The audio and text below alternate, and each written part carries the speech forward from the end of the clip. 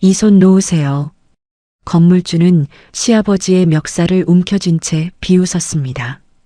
놓으라고? 내가 왜? 다음 순간 손바닥이 허공을 갈랐고 둔탁한 소리와 함께 이른이 넘은 시아버지의 뺨이 붉게 부어올랐습니다. 참기름 냄새가 밴 좁은 방앗간 안에서 저는 그 모습을 그대로 지켜볼 수밖에 없었습니다. 그 순간 저는 10년 동안 봉인해 두었던 제 진짜 이름을 다시 꺼내기로 결심했습니다. 건물주는 오늘 이 손찌검이 얼마나 비싼 대가로 돌아올지 아직 상상도 못하고 있을 겁니다. 안녕하세요. 사연전송입니다. 오늘도 구독과 좋아요 잊지 마시고요. 댓글로 사시는 지역을 남겨주시면 여러분의 소망이 하나씩 이루어지고 복된 날들만 이어지길 기원하겠습니다. 제 이름은 윤소민입니다. 10년 전 저는 친정과 인연을 끊었습니다. 그리고 그중 8년을 이 오래된 방앗간의 며느리로 살아왔습니다. 이 이야기는 그 방앗간을 지키기 위해 오랫동안 숨겨왔던 제 진짜 모습을 꺼내야만 했던 이야기입니다. 새벽 5시가 되기 전 저는 늘 눈을 뜹니다. 남편 이도현은 여전히 깊이 잠들어 있고 창밖은 아직 캄캄합니다. 저는 이불을 살며시 걷어내고 부엌으로 향했습니다. 찬장을 열자 어제 저녁 미리 씻어 불려둔 잡곡과 아버님이 좋아하시는 우엉조림, 계란말이가 유리 반찬통에 가지런히 담겨 있었습니다. 저는 도시락통 2개를 꺼내 나란히 놓았습니다. 하나는 아버님이 방앗간 문을 열자마자 바로 드실 아침 식사였고 다른 하나는 점심때 데워 드시라고 따로 싸는 점심 도시락이었습니다. 어차피 새벽부터 부엌에 서는 김에 2끼를 한꺼번에 준비해 가져다 드리는 것이 저만의 방식이었습니다. 뜨거운 밥을 담고 국을 보온병에 옮겨 담으며 저는 작은 미소를 지었습니다. 결혼한 지 8년이 흘렀지만 이렇게 새벽마다 아버님의 아침과 점심을 한꺼번에 싸서 가져다 드리는 이 시간만큼은 단 한 번도 걸은 적이 없었습니다. 도시락을 다 싸고 나서 저는 외투를 걸치고 문을 나섰습니다. 11월 새벽 공기가 차갑게 얼굴을 스쳤습니다.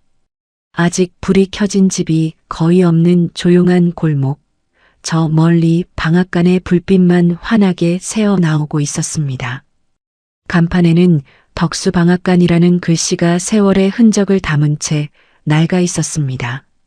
문을 열고 들어서자 고소한 참기름 냄새와 갓 지은 곡물 냄새가 코끝을 스쳤습니다. 아버님, 저 왔어요. 제가 밝게 인사하자 기계 앞에서 참깨를 손질하고 계시던 시아버지가 고개를 들며 환하게 웃으셨습니다. 아이고, 우리 며느리 오늘도 이렇게 일찍 왔네.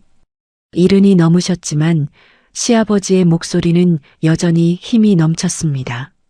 40년째 이 자리에서 손님이 가져온 참깨와 들깨를 볶고 짜서 기름을 내려주는 일을 해오신 분이었습니다. 춥게 나올 것 없이 도연히 보고 오라 해도 되는데 제가 직접 와야 마음이 놓여요. 따뜻할 때 드셔야 맛있잖아요. 시아버지는 제 어깨를 가볍게 토닥이셨습니다. 고맙네, 정말. 우리 도연이가 복받아서 이런 며느리를 만났어. 그 말에 제 가슴이 따뜻해졌습니다. 저는 이 가족과 함께 있을 때면 제가 정말로 사랑받고 있다는 것을 느낄 수 있었습니다. 시아버지는 3남매를 이 작은 방앗간 하나로 키워내셨습니다. 자식들 앞에서는 단 한 번도 힘들다는 말씀을 하지 않으셨고 언제나 웃으며 응원해 주셨다고 남편은 늘 자랑스럽게 이야기하곤 했습니다. 저희 부부가 시아버지와 한 집에 살지 않는 데에는 사연이 있었습니다. 시어머니는 5년 전 오랜 지병 끝에 세상을 떠나셨습니다. 그 후로 도연 씨와 저는 혼자 되신 시아버지가 걱정되어 저희와 함께 사시자고 몇 번이나 말씀드렸습니다. 하지만 시아버지는 그때마다 손사래를 치셨습니다. 나는 여기가 편해. 평생 살아온 이 골목을 떠나면 오히려 마음이 허해질 것 같구나. 너희들 신혼인데 늙은이가 껴서 뭐 하겠니? 그리고 방앗간을 비워두면 단골들이 서운해해.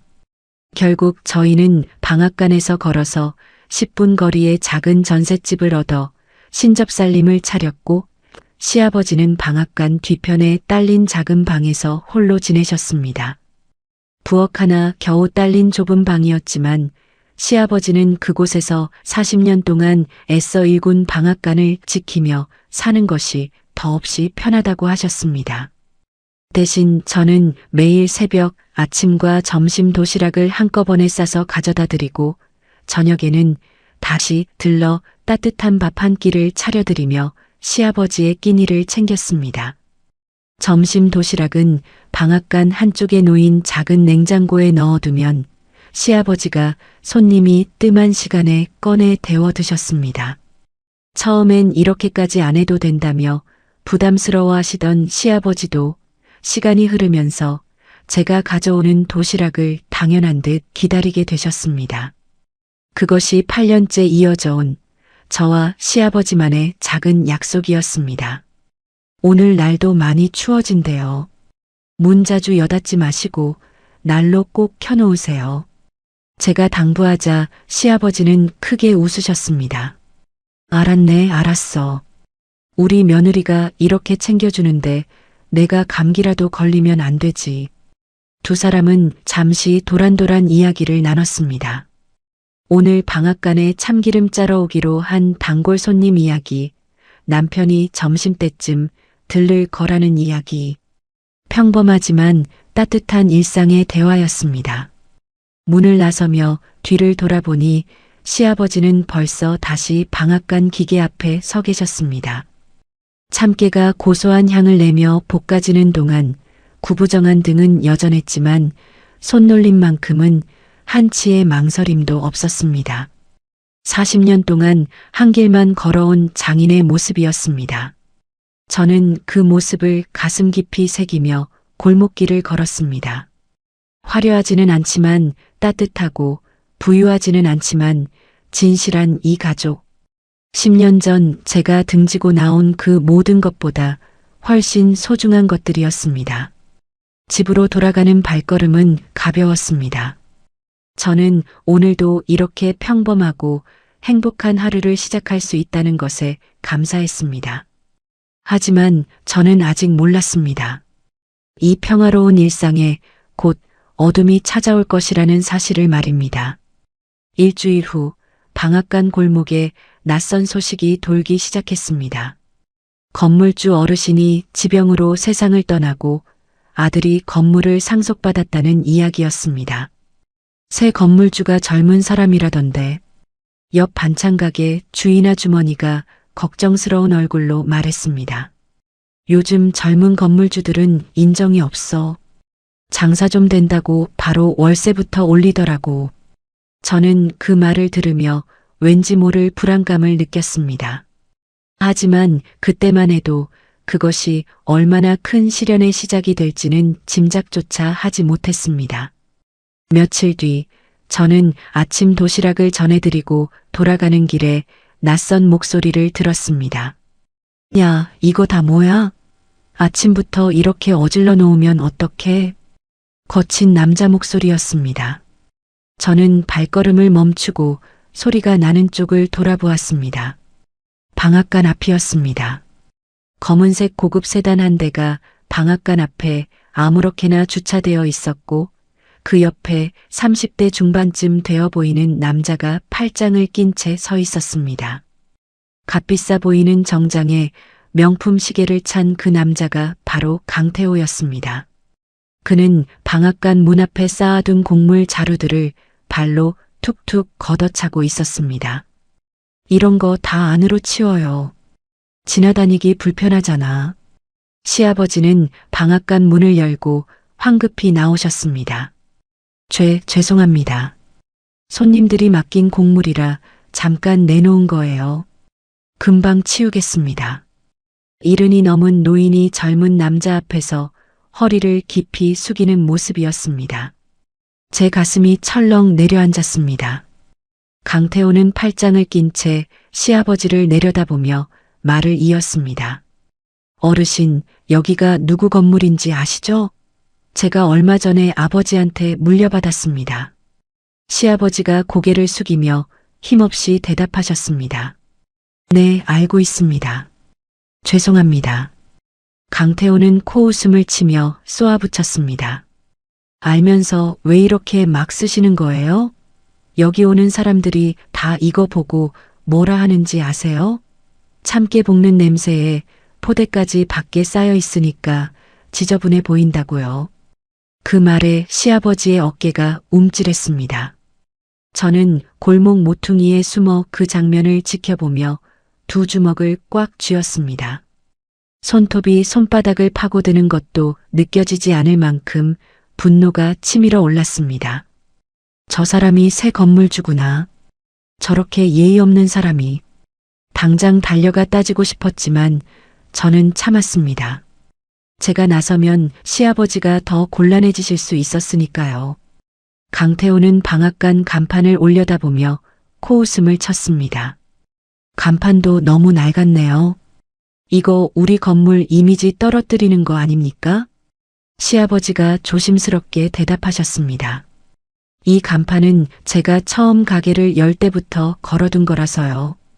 시아버지의 목소리가 점점 작아졌습니다. 강태호가 딱 잘라 말했습니다. 낡으면 바꾸셔야죠. 요즘 세상에 누가 저런 간판을 답니까? 그는 마지막으로 시아버지를 위아래로 훑어보며 덧붙였습니다. 아무튼 저거 오늘 안에 치우세요. 다음에 올 때도 이러고 있으면 저도 가만 안 있을 겁니다. 그는 비웃음을 남기고 세단에 올라탔습니다. 시끄러운 엔진 소리와 함께 차가 떠나자 시아버지는 그제야 깊은 한숨을 내쉬며 곡물 자루를 하나씩 안으로 옮기기 시작하셨습니다. 이른이 넘은 노인의 구부정한 등이 더욱 굽어 보였습니다.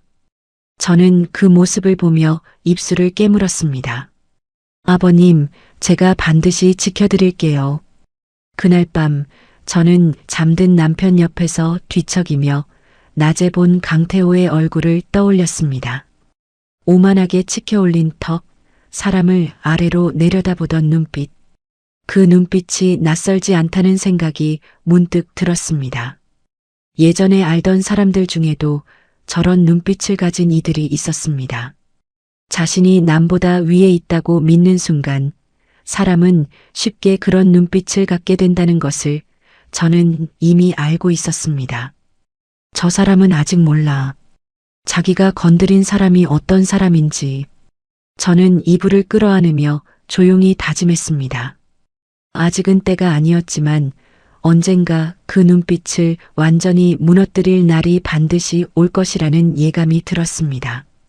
시간이 흐를수록 강태호의 괴롭힘은 점점 노골적으로 변해갔습니다. 어느 날 오후 저는 시아버지께 간식을 가져다 드리려고 방앗간으로 향했습니다. 방앗간 문을 열고 들어서려는데 안에서 익숙한 목소리가 들려왔습니다. 아니, 손님, 여기 냄새 때문에 죄송합니다.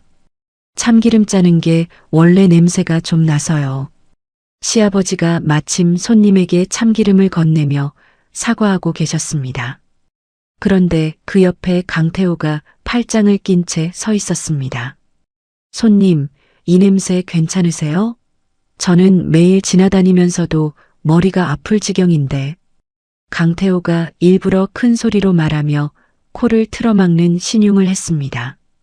방앗간에 있던 다른 손님들이 그 모습을 흘끗흘끗 쳐다봤습니다. 아유, 참기름 냄새가 원래 좀 진하죠. 저는 오히려 좋은데요. 손님 한 분이 웃으며 말했지만 강태호는 아랑곳하지 않았습니다.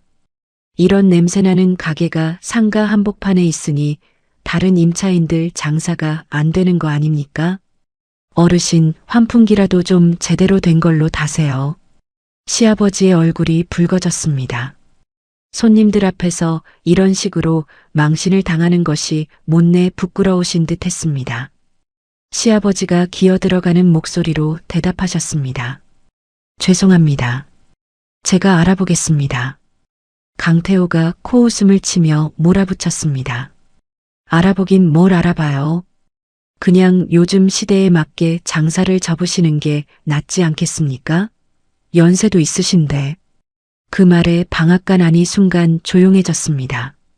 손님 한 분이 눈살을 찌푸리며 강태호를 쳐다봤지만 그는 신경도 쓰지 않는 눈치였습니다. 저는 문 밖에서 그 모든 장면을 지켜보며 눈물이 핑 돌았습니다. 40년을 성실하게 일해오신 분이 저렇게 손님들 앞에서 모욕당하시는 모습이라니요. 강태호는 마지막으로 한마디를 더 던지고 방앗간을 나섰습니다. 아무튼 다음 주까지 냄새 문제 해결 안 되면 저도 생각이 있으니까 그리 아세요. 그가 떠난 뒤 손님들도 하나둘 자리를 떴습니다. 시아버지는 텅 빈 방앗간에 홀로 서서 한참을 멍하니 계셨습니다. 저는 조용히 안으로 들어가 시아버지 곁에 다가갔습니다. 아버님, 괜찮으세요? 시아버지는 억지로 웃으며 손을 흔드셨습니다. 괜찮아, 별일 아니야. 하지만 그 눈가에는 눈물이 살짝 맺혀 있었습니다. 그날 밤 저는 남편에게 낮에 있었던 일을 털어놓았습니다. 남편의 얼굴이 점점 굳어졌습니다. 그 인간이 아버지한테 그런 짓을 했다고? 당장 가서 따져야겠어. 저는 남편의 손을 꼭 잡았습니다.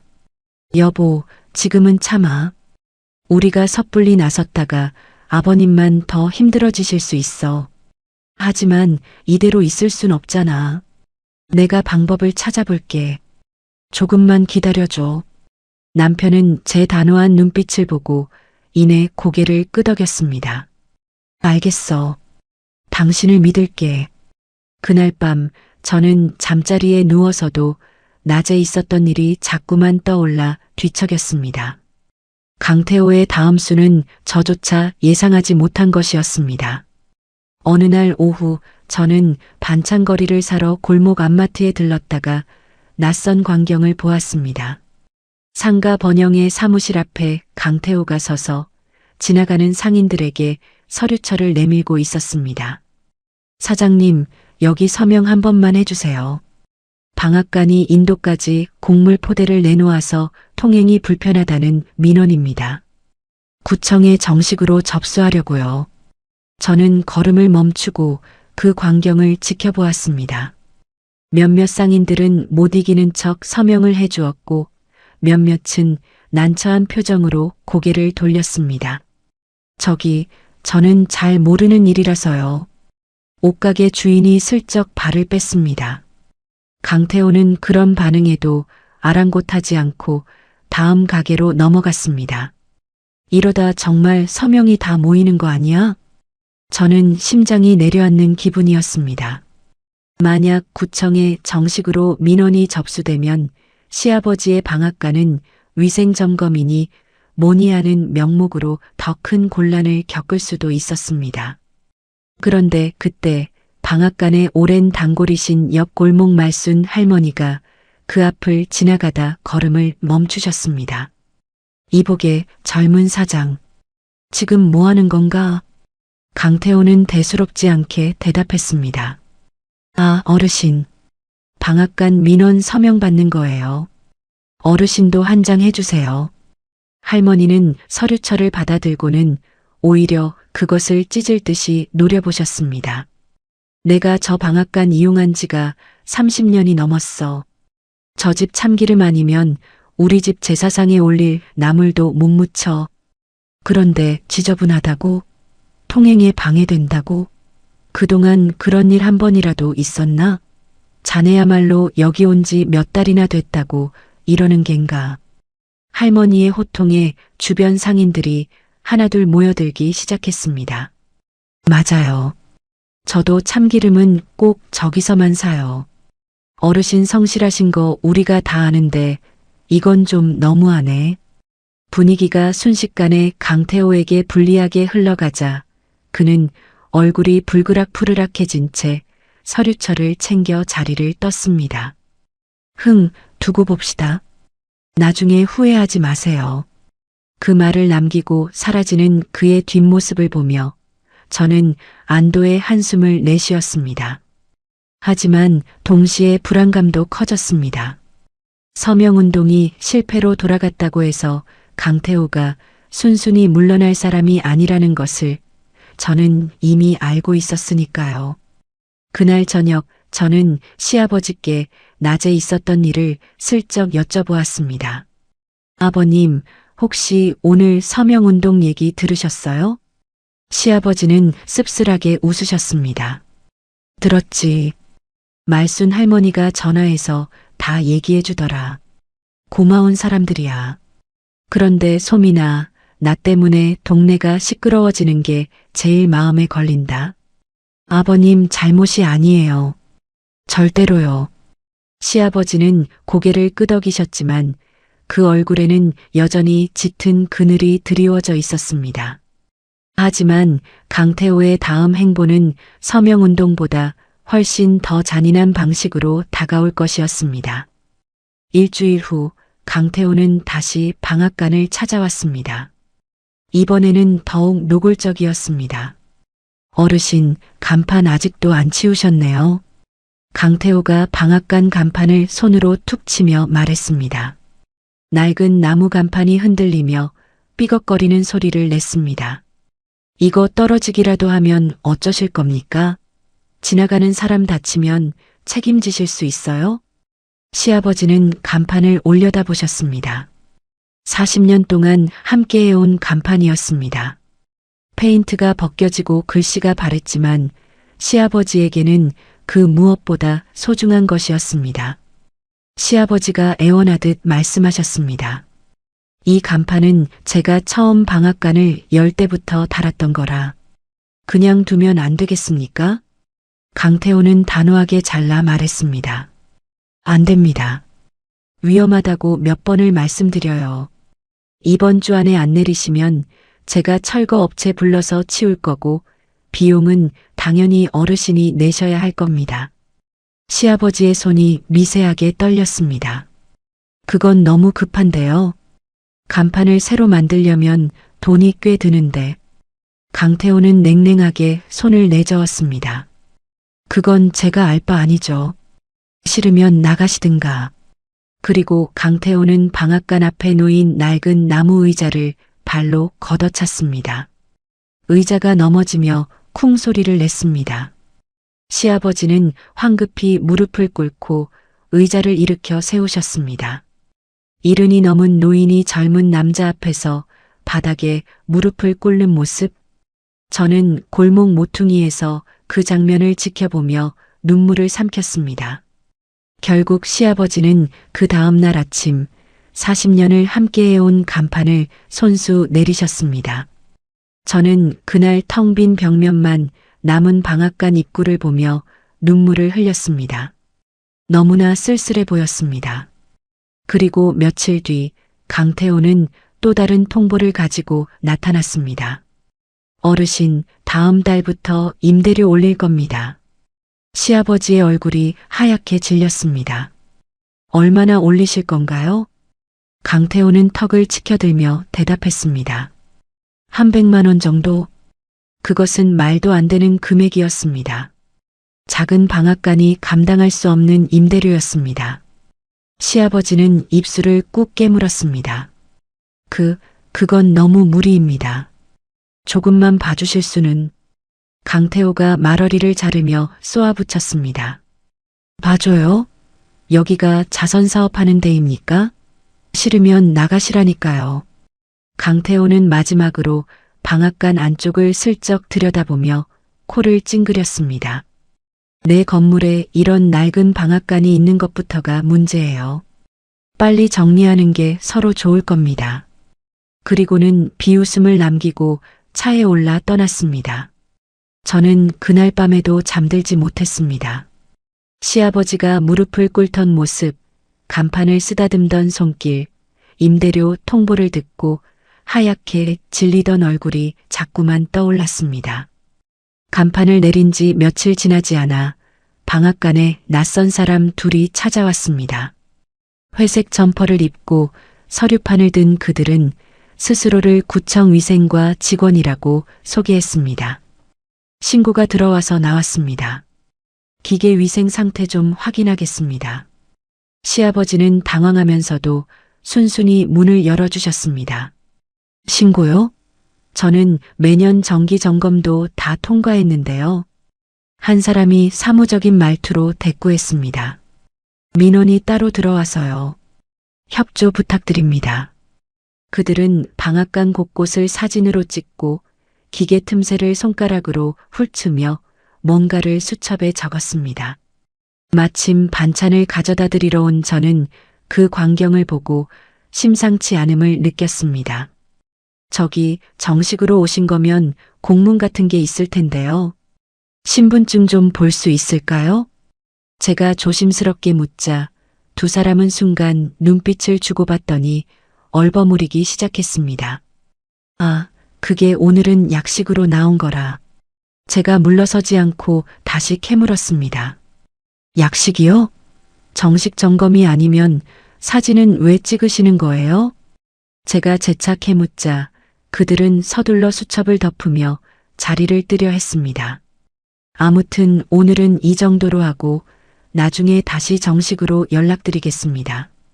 그들이 사라진 뒤 저는 곧바로 구청 위생과에 전화를 걸어 확인했습니다. 예상대로 그날 방앗간에 파견된 직원은 없었습니다. 강태호가 사람을 사서 시아버지를 겁주려 한 것이었습니다. 그 사실을 알게 된 순간 저는 그 자리에서 모든 것을 밝히고 싶은 충동을 느꼈습니다. 당장 강태호를 찾아가 다시는 이런 짓을 못하게 짓눌러버리고 싶었습니다. 하지만 저는 주먹을 꽉 쥐고 그 마음을 눌러 참았습니다. 아직이야. 지금 성급하게 나서면 오히려 아버님이 다니시는 이 골목에서 더 큰 구설에 오르실 수도 있어. 완벽하게 준비된 순간에 한 번에 끝내야 해. 저는 시아버지께는 이 사실을 말씀드리지 않기로 했습니다. 괜히 불안하게 해드리고 싶지 않았기 때문입니다. 대신 그날 밤 저는 오래된 서랍을 다시 열어 손때 묻은 명함을 꺼내 들었습니다. 10년 동안 단 한 번도 누르지 못했던 번호였습니다. 손끝이 명함 위를 몇 번이고 서성였습니다. 통화 버튼을 누르기 직전까지 갔다가 저는 결국 휴대폰을 내려놓았습니다. 아니야, 지금은 아니야. 이 정도 일로 10년 만에 연락하는 건 아직은 아니야. 저는 명함을 다시 서랍 깊숙이 넣으며 스스로에게 되뇌었습니다. 정말로 참을 수 없는 순간이 오면 그때 망설임 없이 이 번호를 누르겠다고요. 그날 밤 창밖을 바라보며 저는 다시 한번 다짐했습니다. 얼마 남지 않았다고, 조금만 더 버티면 된다고 말입니다. 하지만 그 다짐이 무색하게 다음 사건은 저의 예상보다 훨씬 빠르고 잔인하게 찾아왔습니다. 그날은 유난히 맑은 가을 저녁이었습니다.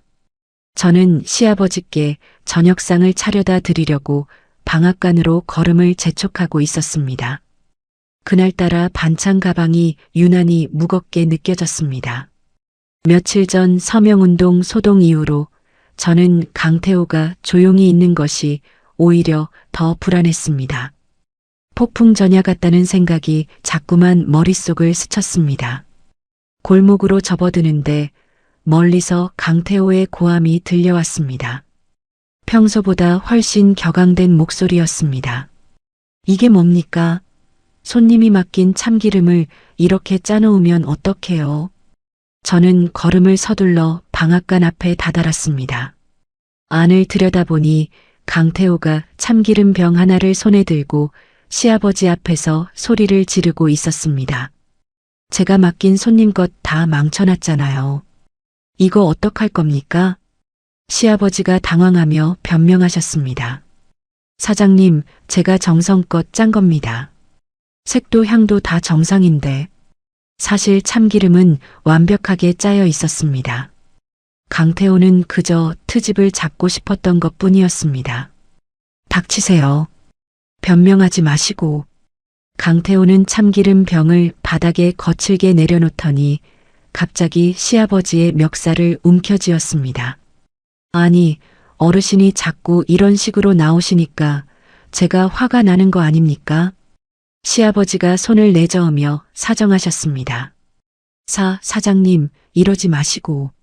시아버지가 당황하며 손을 내저었지만 강태호는 놓아주지 않았습니다. 오히려 멱살을 쥔 손에 힘을 더하며 시아버지를 작업대 쪽으로 거칠게 밀어붙였습니다. 이런 식으로 일을 하니까 이 모양인 거 아닙니까? 시아버지가 떨리는 목소리로 항변하셨습니다. 아닙니다. 저는 40년째 이 일만 해왔습니다. 정성껏 했습니다. 강태호는 시아버지의 어깨를 손으로 거칠게 떠밀었습니다. 가벼운 손짓처럼 보였지만 명백히 위협적인 행동이었습니다. 정성껏 했다고? 그럼 왜 이 모양이야? 시아버지는 움찔했지만 아무 말도 하지 못하셨습니다. 강태호는 다시 한번 시아버지의 어깨를 밀쳤습니다. 이번에는 조금 더 세게. 어르신, 대답 안 해요? 시아버지는 고개를 떨군 채 겨우 대답하셨습니다. 죄송합니다. 강태호는 비아냥거리듯 목소리를 높였습니다. 죄송하면 다해요? 돈은 받아놓고 이런 식으로 일하면 어떡해요? 저는 그 순간 방앗간 문 앞에 멈춰서서 그 장면을 그대로 지켜보고 있었습니다. 손에 든 반찬 가방이 덜덜 떨렸습니다. 강태호는 멱살을 쥔 손에 더욱 힘을 주었습니다. 그리고는 다른 손을 크게 치켜들었습니다. 놓으세요. 저도 모르게 낮은 목소리가 새어나왔지만 강태호의 귀에는 들리지 않았던 모양입니다. 손바닥이 허공을 갈랐고 다음 순간 둔탁한 소리와 함께 시아버지의 뺨이 붉게 부어올랐습니다. 짝! 정적이 흘렀습니다. 시아버지는 비틀거리며 뒤로 물러났습니다. 손이 떨리며 뺨을 감싸셨습니다. 눈가에 눈물이 맺혔지만 흘리지는 않으셨습니다. 저는 그 순간을 목격했습니다. 시아버지의 빨갛게 부은 뺨, 떨리는 손, 억지로 참아내는 눈물. 제 눈에서 눈물이 주르륵 흘러내렸습니다. 강태호는 그제야 멱살을 놓으며 말했습니다. 다음부터 제대로 못하면 진짜 가만 안 둡니다. 아셨어요? 시아버지는 고개를 끄덕일 수밖에 없으셨습니다. 네, 알겠습니다. 강태호는 마지막으로 방앗간을 한 바퀴 훑어보고는 비웃음을 지으며 밖으로 나섰습니다. 그리고 문 앞에 서 있던 저와 눈이 마주쳤습니다. 뭘 그렇게 봐요? 며느리시라면서요?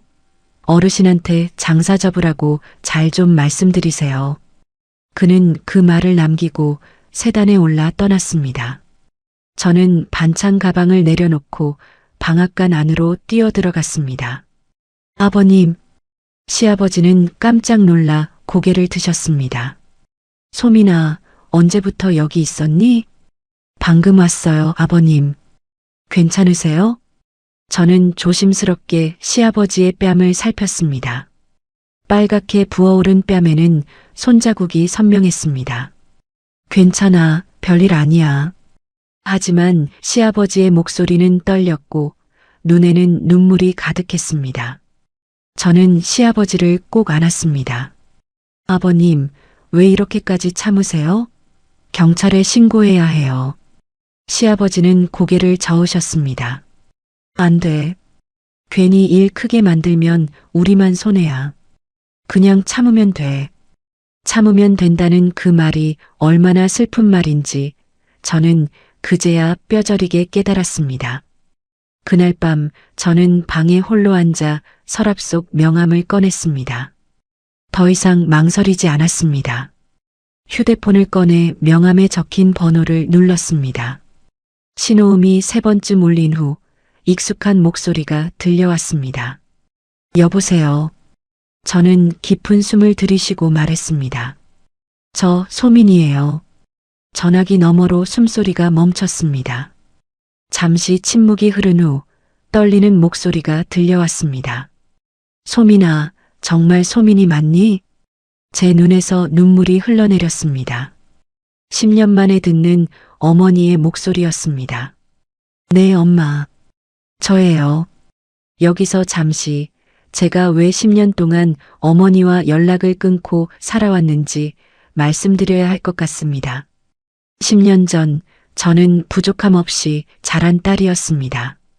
아버지는 늘 바쁘셨지만 따뜻한 분이셨고 저를 무척 아끼셨습니다. 소민아, 돈보다 중요한 건 사람의 마음이란다. 그걸 잊지 마라. 아버지는 늘 그렇게 말씀하시곤 했습니다. 하지만 제가 25되던 해 아버지는 갑작스럽게 심장마비로 세상을 떠나셨습니다. 장례를 치르고 일주일 후 어머니는 저를 조용히 부르셨습니다. 소민아, 이제 내가 책임을 져야 할 때다. 어머니의 목소리는 차갑고 단호했습니다. 어머니는 서류 뭉치를 내밀며 말씀하셨습니다. 집안끼리 이미 다 이야기가 끝난 혼처가 있다. 너는 그쪽과 결혼해야 해. 저는 그 말을 듣고 머릿속이 하얘졌습니다. 어머니, 저는 그런 결혼 원하지 않아요. 제가 사랑하는 사람과 결혼하고 싶어요. 사랑? 그런 감상적인 얘기 하지 마라. 집안을 지키려면 이 결혼이 필요해. 그날 이후로도 저와 어머니의 갈등은 계속되었습니다.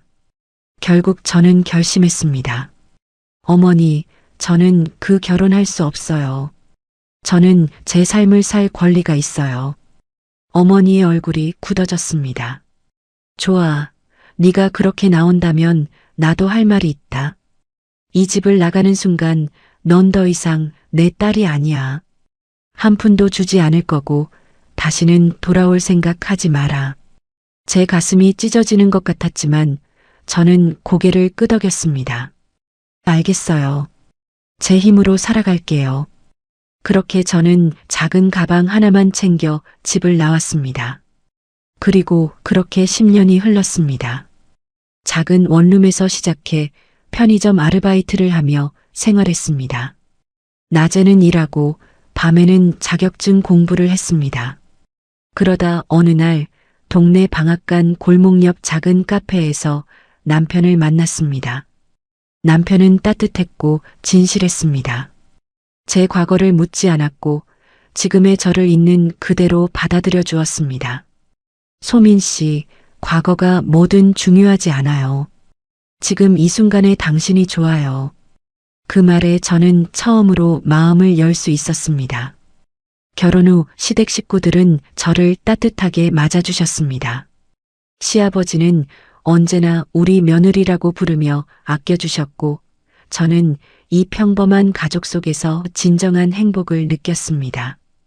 지난 10년 저는 어머니에 대한 그리움을 마음 한구석에 눌러둔 채 살아왔습니다. 먼저 연락하기에는 자존심이 허락하지 않았고 어머니 역시 단 한 번도 먼저 연락해오지 않으셨습니다. 그런 어머니에게 다시 손을 내밀게 될 줄은 저 자신도 몰랐습니다.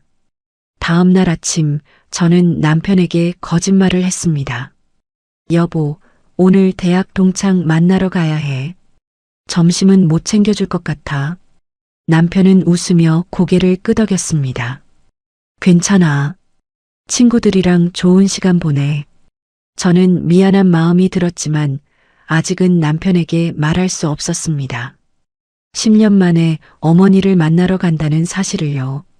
오전 10시 저는 서울 중심부의 한 호텔 카페에 도착했습니다. 창가 자리에 앉은 여자가 보였습니다. 어머니였습니다. 10년 전보다 흰머리가 더 많아졌지만 여전히 단정한 모습이었습니다. 어머니는 저를 보자마자 자리에서 일어나셨습니다. 소민아, 목소리가 떨렸습니다. 저는 천천히 다가가 앉았습니다. 엄마, 오랜만이에요. 어머니는 제 손을 꽉 잡으셨습니다. 차갑고 떨리는 손이었습니다.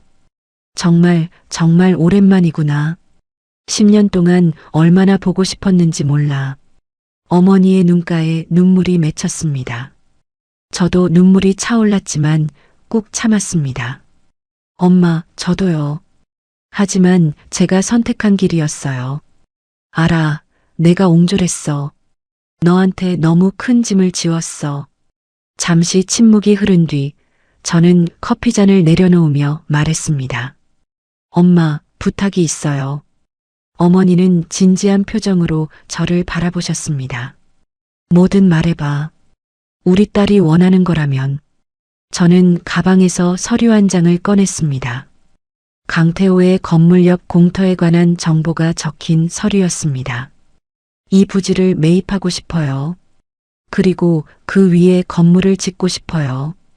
어머니는 서류를 받아 자세히 살펴보셨습니다. 여기가 어떤 곳인데? 저는 깊은 숨을 들이쉬고 지난 몇 주간 있었던 모든 일을 이야기했습니다. 시아버지가 운영하시는 방앗간, 그리고 그 방앗간을 괴롭혀온 새 건물주 이야기를요. 곡물 자루를 치우라고 강요한 일, 손님들 앞에서 냄새난다고 모욕한 일, 간판을 강제로 내리게 한 일, 가리고 마지막으로 어제는 아버님 멱살을 잡고 뺨까지 때렸어요. 어머니의 얼굴이 점점 굳어졌습니다. 그 인간이 감히 70 넘은 어르신을 때렸다고? 어머니의 목소리에 분노가 서렸습니다. 네, 시아버님의 빨갛게 부은 뺨을 봤을 때 저는 더 이상 참을 수 없었어요. 당연하지. 그런 놈은 벌을 받아야 해. 저는 어머니의 눈을 똑바로 바라보며 말했습니다.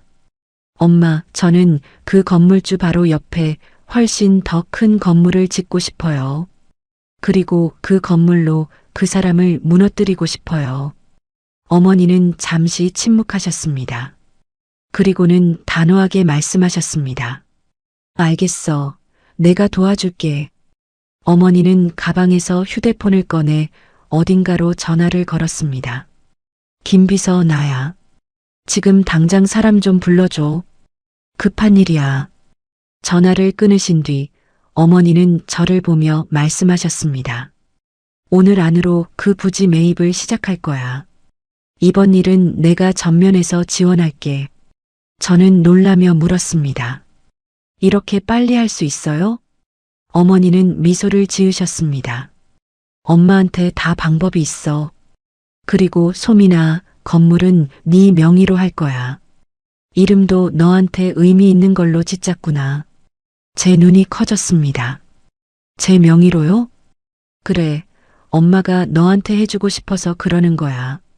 이제부터라도. 저는 어머니의 손을 꼭 잡았습니다. 엄마, 고마워요. 어머니는 눈물을 흘리며 말씀하셨습니다. 고맙긴. 엄마가 10년 동안 못해준 게 얼마나 많은데. 그날 오후 저는 어머니와 함께 노트북 앞에 앉아 구체적인 계획을 세우기 시작했습니다. 단순히 큰 건물만 지어서는 안 돼요, 엄마. 방앗간과 어울리는, 그리고 동네 상권 전체를 살릴 수 있는 그런 공간이었으면 좋겠어요. 저는 그동안 마음속으로 그려왔던 구상을 하나씩 꺼내놓았습니다. 1층은 아버님을 위한 최신식 방앗간이요. 2층은 떡집, 3층은 로컬푸드 직매장으로 하고 싶어요. 4층은 참기름 들기름을 직접 만들어 볼 수 있는 체험관, 5층은 전통 음식 쿠킹 스튜디오, 그리고 6층부터 10층까지는 상가와 사무실로 임대하는 거예요. 어머니는 흡족한 표정으로 메모하셨습니다. 역시 내 딸이야. 사업 감각이 있네. 그리고 이 건물의 이름은 한소원 전통 먹거리 복합문화센터로 하고 싶어요. 소원이라는 이름은 아버님이 늘 하시던 말씀에서 따온 거예요. 평생 소원이 있다면 이 방앗간이 오래오래 이 자리에 남는 것이라고 하셨거든요.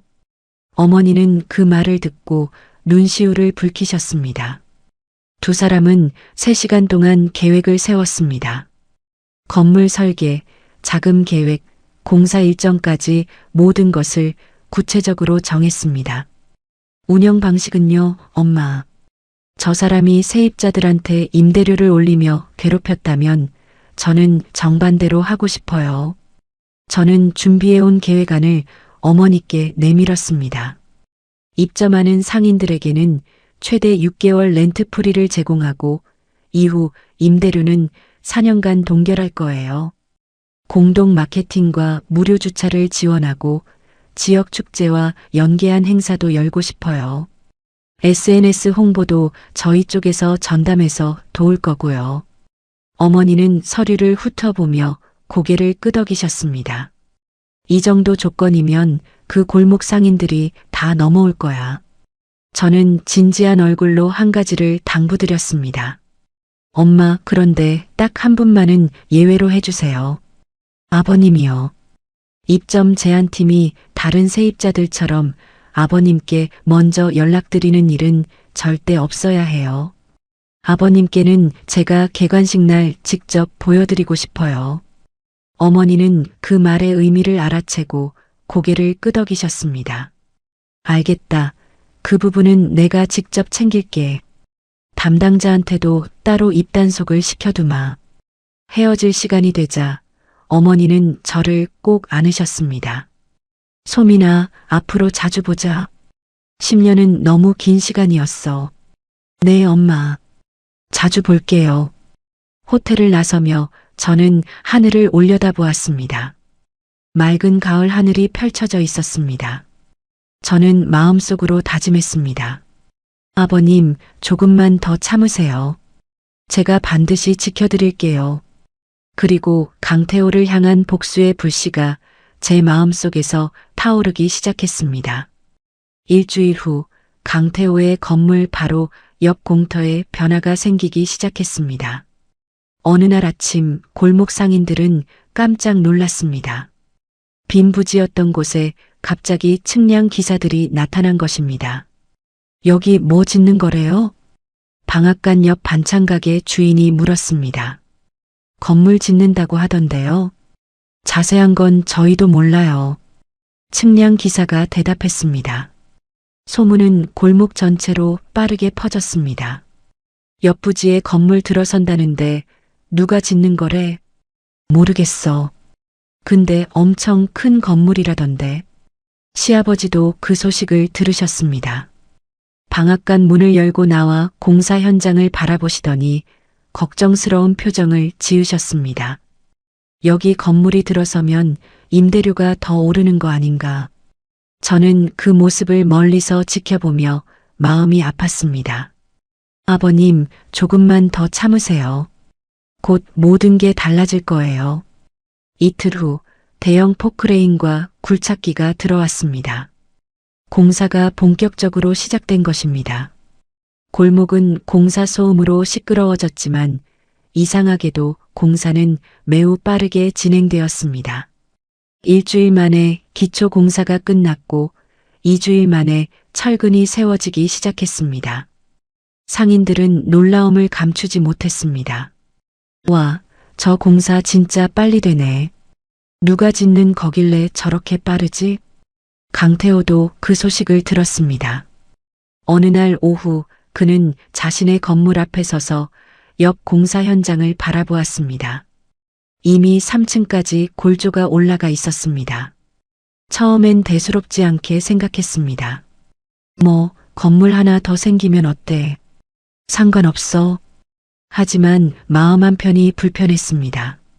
자신의 건물보다 훨씬 크고 현대적인 건물이 올라가고 있었으니까요. 한 달이 지나자 건물은 벌써 8층까지 올라갔습니다. 공사 현장 입구에는 큰 현수막이 걸렸습니다. 한소원 전통먹거리 복합문화센터 신축공사 지하 2층, 지상 10층 규모. 골목 상인들은 그 현수막을 보며 이야기를 나눴습니다. 이름도 예쁘네. 한소원이라니. 10층이면 지금 이 건물보다 훨씬 크잖아. 저기 입점하면 장사 잘 되겠다. 강태호는 그 말들을 들으며 불안해지기 시작했습니다. 부동산 중개인에게 전화를 걸었습니다. 저 건물, 누구 건물인지 알아봐줘요. 며칠 후 중개인이 답변을 가져왔습니다. 알아보니까 개인 명의로 되어 있던데 정확한 신원은 비공개래요. 강태호는 초조해졌습니다. 비공개? 왜? 아마 큰 손인 것 같아요. 건물 짓는 속도 보면 자금력이 상당하던데요. 강태호는 입술을 깨물었습니다. 불안한 예감이 그의 마음 한구석에 스며들기 시작했습니다. 2달이 지나자 한소원 복합문화센터는 거의 완성 단계에 접어들었습니다. 외벽은 고급스러운 유리와 목재로 마감되었고 1층에는 전통 문양을 살린 세련된 간판이 걸렸습니다. 골목 전체가 그 건물 이야기로 떠들썩했습니다. 1층은 뭐가 들어온대? 방앗간이라던데. 최고급 시설로 꾸민다고. 그 소문을 듣고 시아버지는 깜짝 놀라셨습니다. 방앗간이라니 나랑 경쟁하겠다는 건가? 시아버지는 걱정이 앞섰습니다. 자신의 작은 방앗간이 그런 최신 시설과 경쟁할 수 있을지 걱정되셨던 겁니다. 저는 시아버지의 그 걱정스러운 표정을 보며 가슴이 아팠습니다. 아버님, 그건 아버님을 위한 거예요. 조금만 더 기다려주세요. 한편 강태호는 점점 더 불안해졌습니다. 자신의 건물 임차인들이 하나둘 나가기 시작한 것입니다. 2층에 있던 옷가게 주인이 찾아왔습니다. 사장님, 죄송한데 다음 달에 나가려고요. 강태호는 놀라며 물었습니다. 왜요? 갑자기? 옷가게 주인은 미안한 표정을 지었습니다. 한소원 쪽에서 제안이 와서요. 조건이 너무 좋아서 거절할 수가 없었어요. 렌트프리 6개월에 그 이후 임대료도 4년 동안 동결이래요. 강태호의 얼굴이 굳어졌습니다. 그게 말이 됩니까? 그렇게 하면 건물주가 손해잖아요. 저도 처음엔 의아했어요. 근데 한소원 측에서 장기적으로 좋은 임차인들과 관계를 만들고 싶다고 하더라고요. 일주일 사이에 4곳의 가게가 나간다고 통보했습니다. 모두 같은 이유였습니다.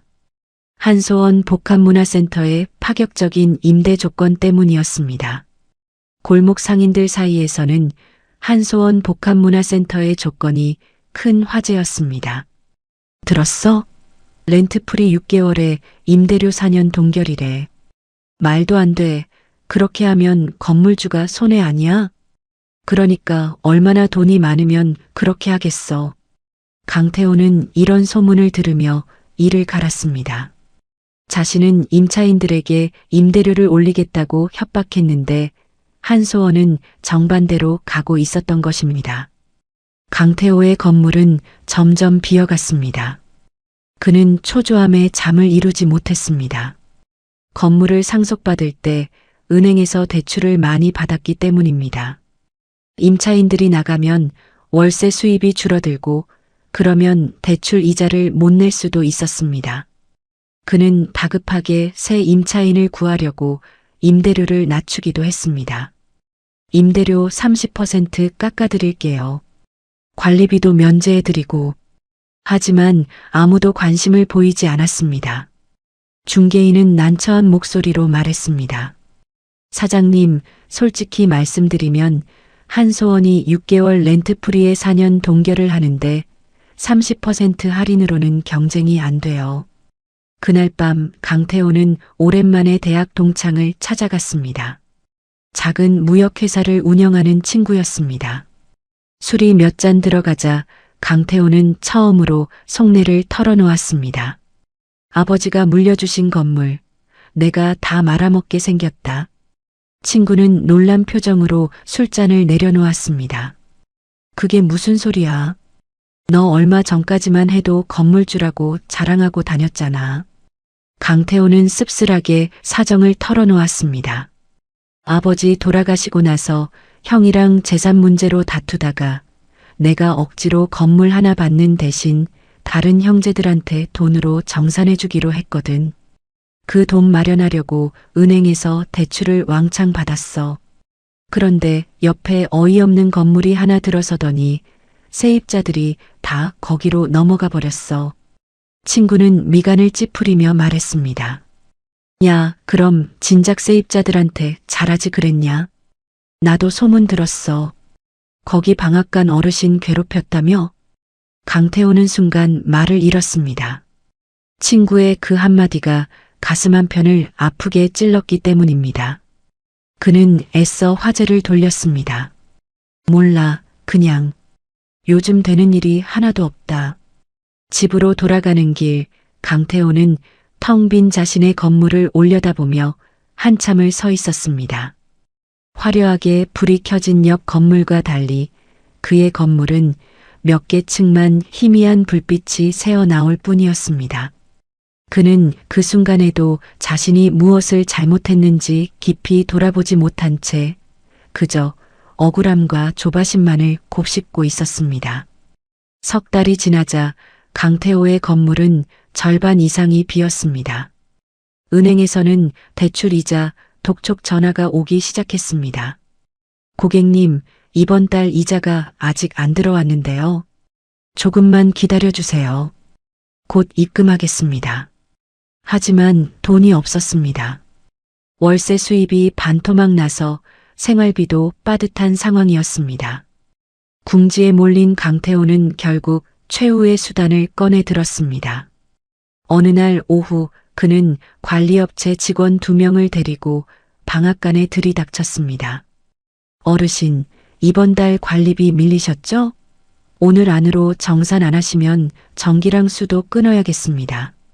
시아버지의 얼굴이 하얗게 질렸습니다. 아니, 관리비는 지난주에 다 냈는데요. 관리업체 직원 중 한 명이 사무적으로 대꾸했습니다. 저희 쪽 장부에는 미납으로 되어 있어서요. 사실 시아버지는 단 한 번도 관리비를 밀린 적이 없었습니다. 강태호가 억지로 트집을 잡아 실제로 전기계량기 앞까지 손을 대려던 순간이었습니다. 마침 그날 반차를 내고 아버님 안부를 여쭈러 들렀던 남편이 그 광경을 보고 달려왔습니다. 지금 뭐 하시는 겁니까? 저희 아버지가 관리비를 언제 밀렸다고요? 영수증 다 있습니다. 남편이 휴대폰으로 이체 내역을 보여주자 관리업체 직원들도 당황한 기색이었습니다. 강태호는 순간 말문이 막혔지만 이내 목소리를 높였습니다. 장부가 그렇게 되어 있다는데 뭘 자꾸 대드는 겁니까? 남편도 물러서지 않고 맞섰습니다. 장부를 다시 확인해 보시죠. 저희는 분명히 냈습니다. 결국 강태호는 아무 소득 없이 물러날 수밖에 없었습니다. 하지만 그는 물러나면서도 시아버지를 향해 마지막 으름장을 놓았습니다. 어르신, 두고 보세요. 제가 이대로 가만히 있을 것 같습니까? 그날 밤 저는 남편에게 그 이야기를 전해 듣고 분노로 몸이 떨렸습니다. 이제는 정말로 더는 지체할 시간이 없었습니다. 관리비 소동이 있던 그날 밤 저는 잠자리에 누운 남편에게 조심스럽게 말을 꺼냈습니다. 여보, 아무래도 아버님을 이제라도 우리랑 같이 모시는 게 낫지 않을까? 혼자 그 좁은 방에서 지내시다가 저런 일까지 당하시니까 마음이 너무 아파. 남편도 천장을 바라보며 한숨을 내쉬었습니다. 나도 몇 번이나 그 얘기 다시 꺼내볼까 생각했어. 그런데 아버지 성격 알잖아. 어머니 돌아가시고 나서 방앗간 뒷방으로 옮기실 때도 며칠을 설득해도 요지부동이셨는데 그래도 이번엔 다르잖아. 저 사람이 언제 또 무슨 짓을 할지 모르는데. 남편은 제 손을 꼭 잡았습니다. 당신 말이 맞아. 이번 주말에 다시 한번 진지하게 말씀드려봐. 이번엔 물러서지 말고.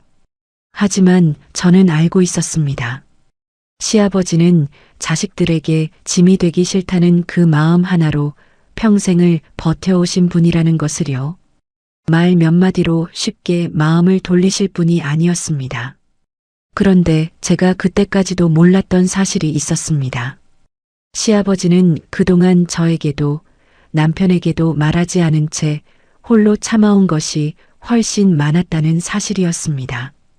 그날 저녁 저는 깜빡 잊고 두고 온 반찬통을 가지러 방앗간에 다시 들렀습니다. 문이 살짝 열려 있었고 안에서 낮은 신음소리가 들려왔습니다. 살며시 들여다보니 시아버지가 작업대에 홀로 앉아 어깨를 주무르며 파스를 붙이고 계셨습니다. 멱살을 잡혀 밀쳐졌던 자리가 아직도 욱신거리시는 모양이었습니다. 작업대 서랍 한 구석에는 진통제통이 숨겨져 있었습니다. 아이고, 이 나이에 이런 일이. 시아버지는 혼잣말로 중얼거리시더니 갑자기 어깨를 들썩이며 조용히 눈물을 흘리셨습니다. 자식들 앞에서는 단 한 번도 보이지 않으셨던 모습이었습니다. 저는 차마 그 안으로 들어갈 수 없어 문 밖에서 숨죽인 채 그 모습을 지켜보았습니다. 눈물이 하염없이 흘러내렸습니다. 아버님이 이렇게 힘들어하고 계셨는데 저는 그것도 모르고 저는 조용히 발걸음을 돌렸습니다. 시아버지가 눈물을 다 닦으실 때까지 기다렸다가 아무 일도 없었던 것처럼 문을 두드리고 들어갔습니다. 아버님, 저 반찬통 두고 가서요. 시아버지는 황급히 눈가를 훔치며 웃으셨습니다. 그래. 여기 있다. 저는 애써 밝은 목소리로 인사하고 방앗간을 나섰지만 골목을 걸으며 참았던 눈물을 다시 쏟아냈습니다. 그로부터 2달 후 마침내 한소원 전통먹거리 복합문화센터의 개관식 날이 밝았습니다. 유리와 목재로 마감된 외벽은 햇빛을 받아 반짝였고 세련된 간판이 건물의 품격을 더했습니다. 개관식 일주일 전 저는 어머니와 함께 건물 1층을 둘러보았습니다. 1층 전체는 시아버지를 위한 최신식 방앗간으로 꾸며져 있었습니다. 문을 열고 들어서자 넓은 공간이 따뜻한 조명으로 밝게 빛나고 있었습니다. 한쪽에는 최신식 차규기와 도전기가 가지런히 놓여 있었고 다른 쪽에는 갓 짜낸 참기름과 들기름을 진열할 수 있는 고급스러운 선반이 마련되어 있었습니다. 중앙에는 손님들이 앉아 기다릴 수 있는 편안한 좌석도 준비되어 있었습니다. 벽면 한쪽에는 금박으로 새긴 간판이 걸려 있었습니다. 덕수 명장의 방앗간. 저는 그 간판을 보며 또다시 눈물을 흘렸습니다. 골목 상인들에게 초대장이 발송되었습니다. 시아버지도 초대장을 받으셨습니다. 한소원 전통먹거리 복합문화센터 개관식에 초대합니다. 시아버지는 초대장을 들고 고개를 갸웃하셨습니다.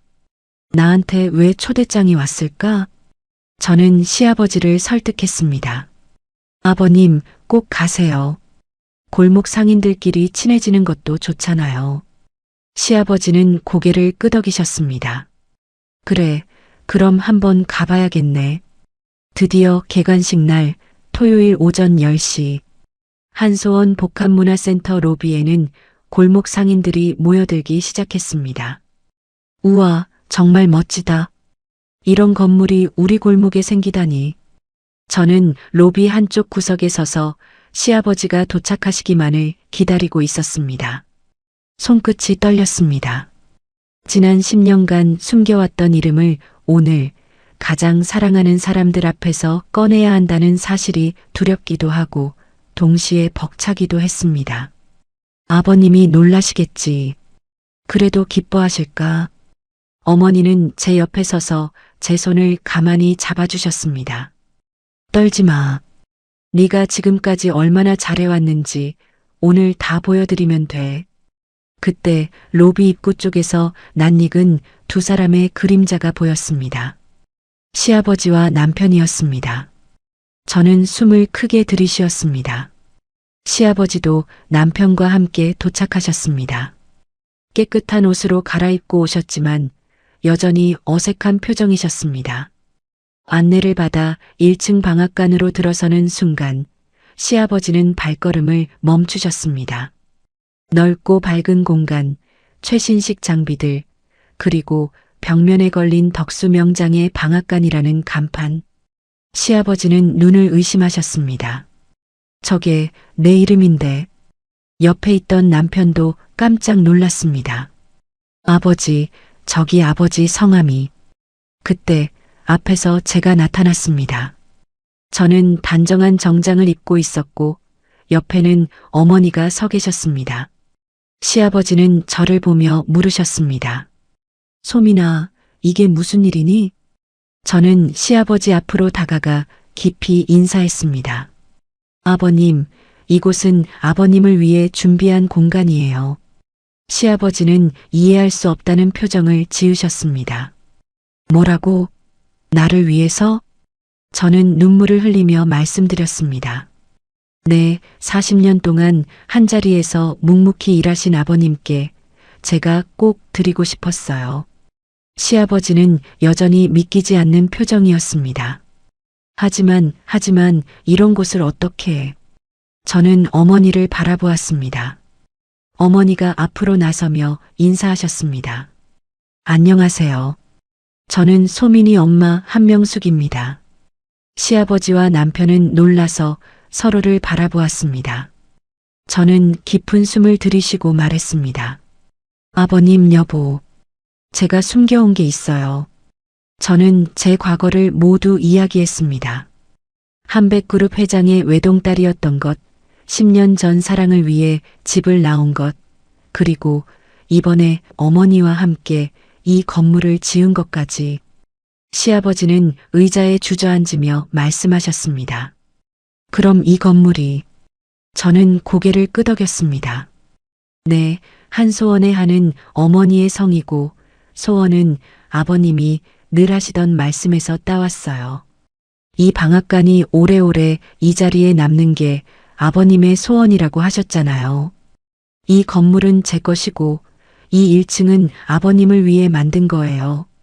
시아버지의 눈에서 눈물이 주르륵 흘러내렸습니다. 소민아, 내가 무엇을 했다고 이런 큰 선물을. 저는 시아버지의 손을 꼭 잡았습니다. 아버님은 저한테 진짜 가족의 따뜻함을 가르쳐 주셨어요.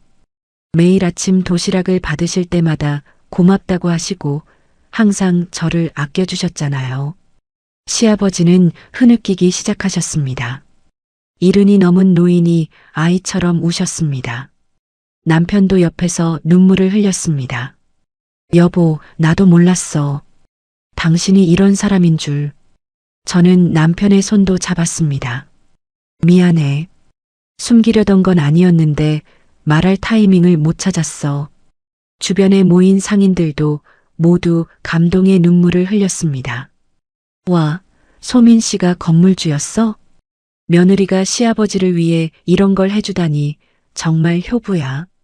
바로 그때 로비 쪽에서 소란이 일었습니다. 강태호가 뒤늦게 개관식 소식을 듣고 찾아온 것이었습니다. 그는 화려한 로비와 북적이는 사람들을 보며 잔뜩 인상을 찌푸리고 있었습니다. 하지만 그는 곧 사람들 사이에서 웃고 있는 저와 시아버지 그리고 어머니의 모습을 발견하고는 무언가 심상치 않음을 느낀 듯 했습니다. 경비원이 다가가려 하자 그는 아무 말 없이 몸을 돌려 서둘러 로비를 빠져나갔습니다. 저는 그 뒷모습을 보면서도 그날만큼은 그를 쫓지 않기로 했습니다. 시아버지의 웃음을 지키는 것이 먼저였으니까요.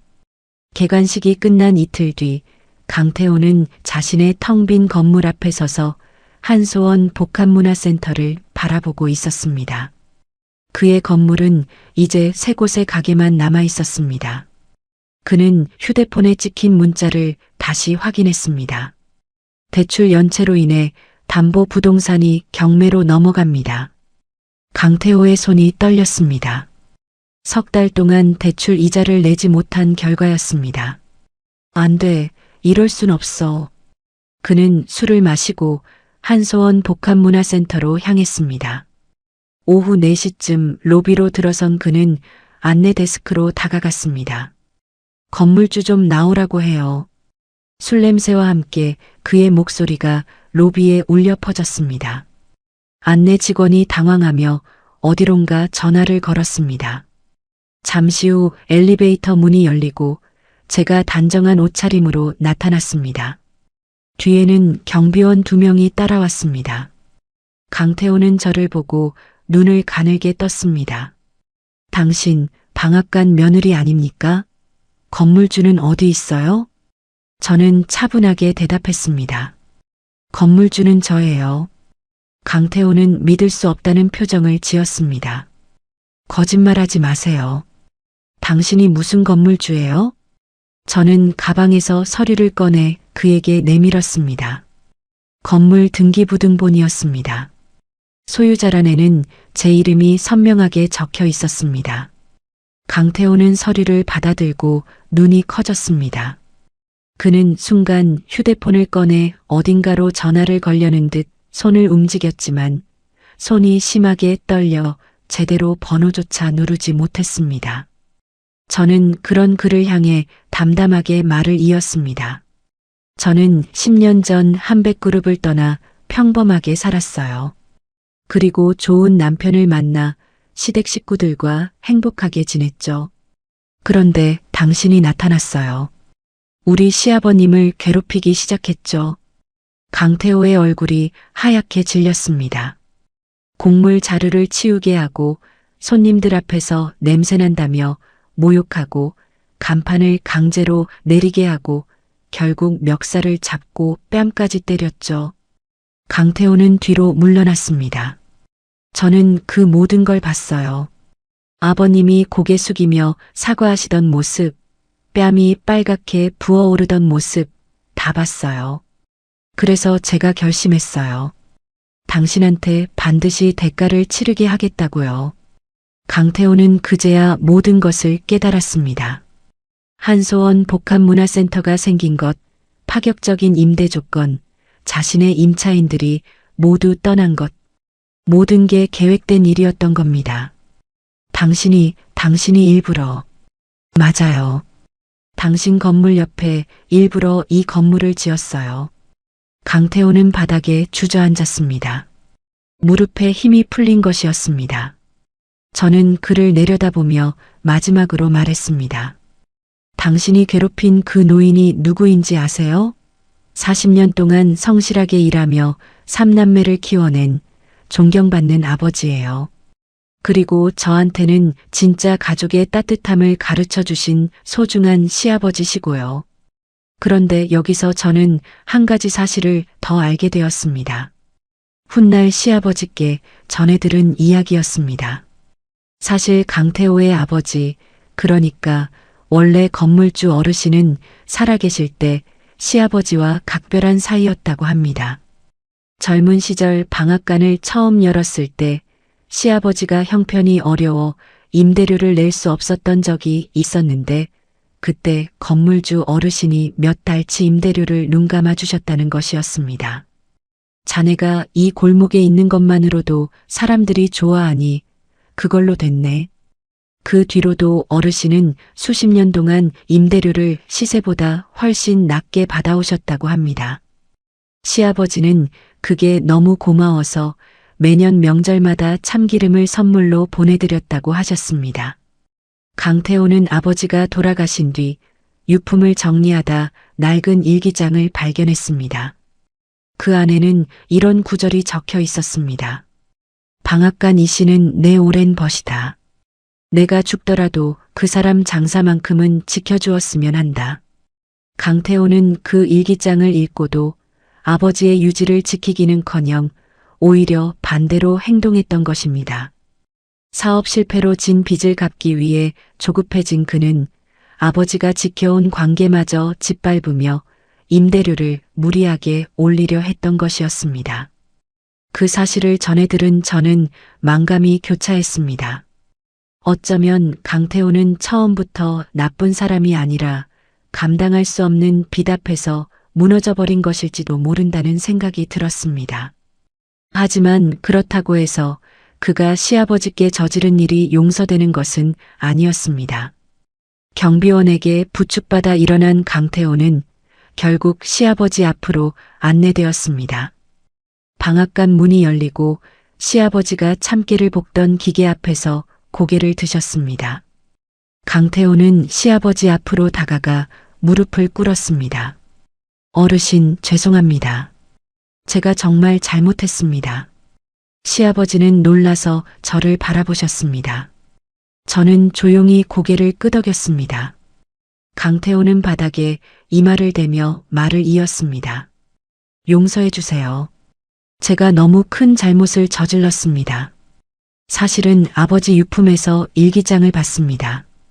어르신과 저희 아버지가 그렇게 각별한 사이인 줄도 모르고. 시아버지는 그 말을 듣고 한참을 말없이 계셨습니다. 그리고 깊은 한숨을 내쉬며 말씀하셨습니다. 일어나세요. 강태호가 고개를 들자 시아버지는 조용히 말씀을 이으셨습니다. 자네 아버지는 참 좋은 분이셨어. 젊은 사람이 힘든 일을 겪었으니 마음이 급했겠지. 하지만 그 마음이 급하다고 사람을 그렇게 대해서는 안 되는 거였네. 강태호는 눈시울을 붉히며 다시 한번 고개를 숙였습니다. 정말 죄송합니다. 시아버지는 그의 어깨를 가만히 다독이며 말씀하셨습니다. 이제 알았으면 됐어요. 앞으로는 남을 함부로 대하지 마세요. 강태호는 눈물을 흘리며 거듭 고개를 숙였습니다. 며칠 후 강태호의 건물은 결국 경매로 넘어갔습니다. 하지만 이후 저희는 어머니와 상의하여 그 부지 또한 매입한 뒤 지역 청년 창업자들을 위한 임대 공간으로 리모델링하기로 했습니다. 그리고 강태호에게는 그곳에서 관리직으로 다시 일할 기회를 제안했습니다. 처음에는 자존심 때문에 망설이던 그였지만 결국 제안을 받아들였습니다. 이후 그는 예전과는 완전히 다른 사람이 되어 성실하게 일하며 조금씩 빚을 갚아나갔습니다. 6달이 흘렀습니다. 골목은 완전히 새로운 모습으로 변했습니다.